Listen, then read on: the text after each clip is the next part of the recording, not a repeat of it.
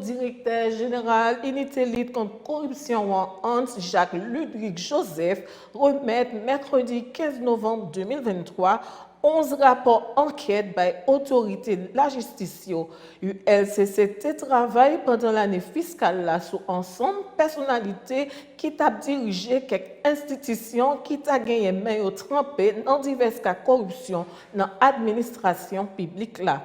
ONA, CNE, Sénat République là, Loterie l'État haïtien, APN Saint-Marc, mairie Wanamet, c'est parmi quelques institutions côté corruption à faire rage, selon déclaration directeur général Unité Lutte contre corruption Hans Jacques Ludwig Joseph.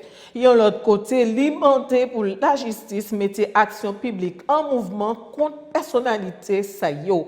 Directeur général ULCC fait qu'on la continuer enquêter sur l'autre institution toujours. Ça va permettre de porter réforme à bonne gouvernance dans l'administration publique là. Ensuite, l'ULCC décide tôt cette année fiscale de demander des comptes à ceux et celles qui ont le grand privilège de gérer les biens publics et collectifs.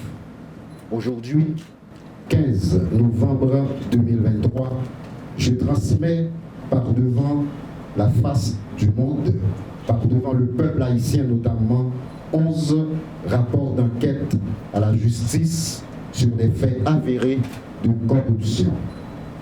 Cette cérémonie de remise se veut la 4e de mon administration pour un total de 42 rapports finalisés et acheminés aux autorités de poursuite.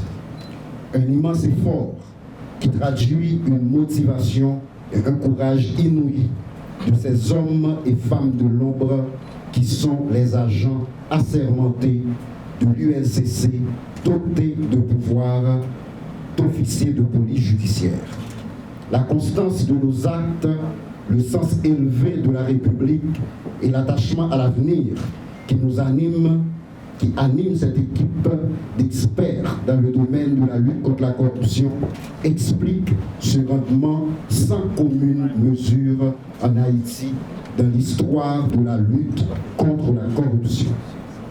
Cette efficacité assumée se veut possible grâce à cette volonté sans équivoque manifestée au plus haut niveau de l'État par le gouvernement de la République qui engage des réformes profondes visant à imposer la transparence et la bonne gouvernance dans les finances publiques.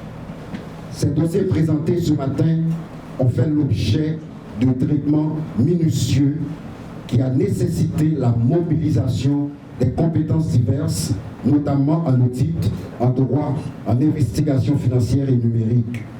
Il touche plusieurs institutions de l'État ainsi que des agents publics, des personnalités politiques qui avaient pour certains et qui ont encore pour d'autres le devoir et la responsabilité de gérer en digne et honnête citoyen l'argent du peuple haïtien. L'ULCC a déjà conduit 7 enquêtes d'importance à l'Office national d'assurance vieillesse ONA, dont 5 pendant mon administration.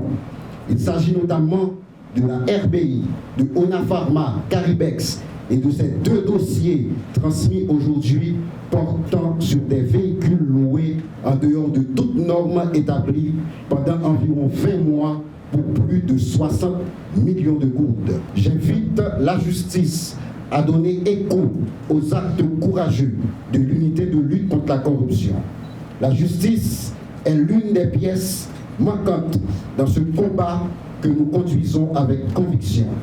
Pour 31 rapports d'enquête acheminés durant mes 3 dernières années, durant les 3 dernières années de mon administration, seulement 2 ordonnances sont rendues par 2 juges d'instruction.